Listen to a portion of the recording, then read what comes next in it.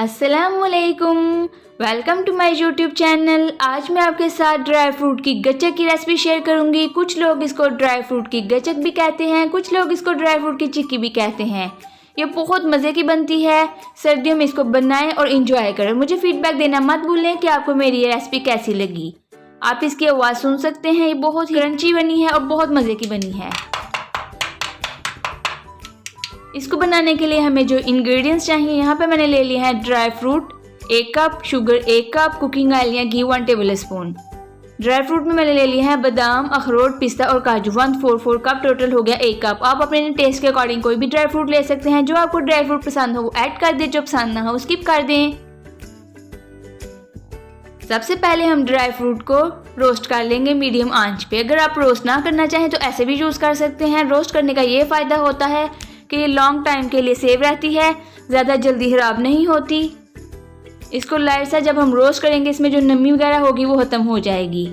इस तरह जब इसको लाइट सा रोस्ट करेंगे 2 मिनट के लिए, 2 मिनट के बाद इसको प्लेट में निकाल लेंगे। उसी पैन में हम डालेंगे 1 कप शुगर।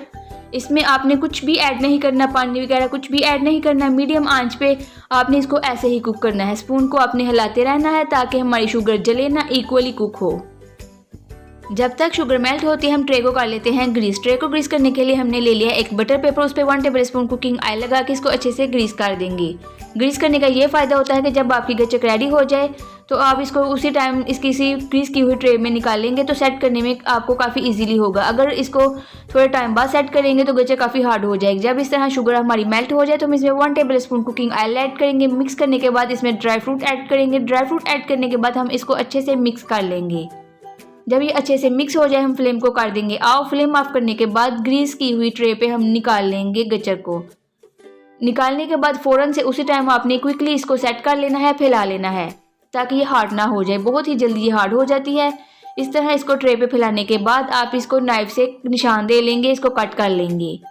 उसी टाइम गरम गरम को ही आपने कट करना है। जब ये ठंडी हो जाए तो कट करने में काफ़ी मुश्किल होती है, इसलिए आपने उसी टाइम इसको कट कर लेना है। कट करने के बाद हमारी ड्राई फ्रूट की गचक रेडी है।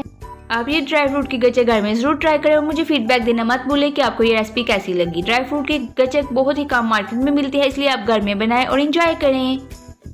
अगर मेरी रेसिपी पसंद आती है तो इसको लाइक करके फ्रेंड और फैमिली के साथ शेयर किया करें। अगर आपने मेरा यूट्यूब चैनल सब्सक्राइब नहीं किया तो जल्दी से सब्सक्राइब कर दें, साथ ही बेल आइकन पर भी क्लिक कर दें ताकि आने वाली वीडियो का नोटिफिकेशन सबसे पहले आपको मिले।